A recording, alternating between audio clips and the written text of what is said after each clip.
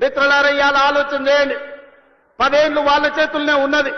20 లక్షల కోట్లు చంద్రశేఖరరావు చేతికి వచ్చినాయి. 1 లక్ష కోట్లు పెట్టి కట్టిన కాళేశ్వరం ఇవాళ కూలేశ్వరం అయిపోయింది. కట్టింది కూలింది 3 ఏళ్లలోనే అయిపోయింది. వెనకట్టెవడో బుద్ధిమంతుడంట పందిరేస్తే కుక్కతోక తలిగి కూలిపోయిందంట. చంద్రశేఖరరావు కట్టిన కాళేశ్వరం 3 ఏళ్లలో కూలేశ్వరం అయింది. నేను అడుగుతున్న ఇవాళ ఈడికి వచ్చిన వాళ్ళని ఇంజనీర్లను తెలంగాణ మేధావులను ఆలోచన చేయండి.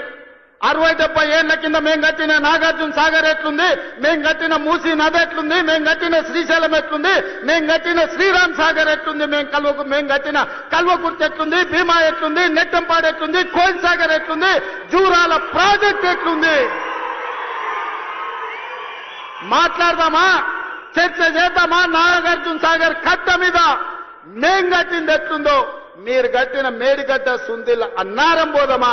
ఆడనే కూలిన కూలేశ్వరం కాడ మిమ్మల్ని ఉరి తీసిన తప్పు లేదు. మీరు కట్టుడు 1 లక్ష కోట్లు మింగి తెలంగాణ ధనాన్ని దోసుకుని ఇవాళ 3 అడుగులైన ఆనాడు ఎట్లుండే ఈనాడు ఎట్లున్నాడో మీరు ఒక్కసారి ఆలోచన చెయ్యండి. ఆనాడు గంజి కష్టం ఉన్న 3 అడుగులైన ఇవాళ బెంజ్ కార్లలో తిరుగుతుండే ఎక్కడి నుంచి వచ్చినాయో మీరు ఒక్కసారి ఆలోచన చేయండి. ఇవాళ మీరు మమ్మల్ని పని చేయలేదంటారా? ఇవాళ తుంగతుర్తికి పెద్దలు ఉత్తమ్ కుమార్ రెడ్డి గారు చెప్పిండ్రు, దేవాదుల నుంచి ఇక్కడికి నీళ్లు తేవాలే ప్యాకేజ్ నెంబర్ 6 నుంచని ఈ వేదిక మీద నుంచి నేను మాట ఇస్తున్నా. తుంగతుర్తి శాసనసభ నియోజకవర్గానికి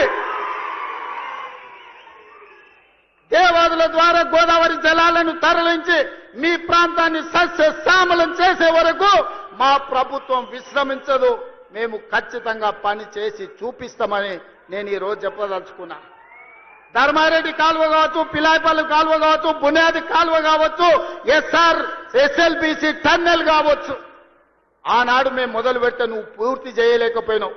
ఏట్లో రాయి తీయ కూట్లో రాయి తీయలేనోడంట ఏట్లో మునిగి పెద్ద బండరాయి తీస్తాడంట. ఈ మునగాడంట గోదావరి జలాలు తుంగతుర్తికి తెస్తాడంట. 10 ఏళ్ళు మన గడ్డి వీకినావా? ఫామ్ హౌస్ల దొర దగ్గర గాడిద పనిచేసినావా అని నేను అడుగుతున్నా.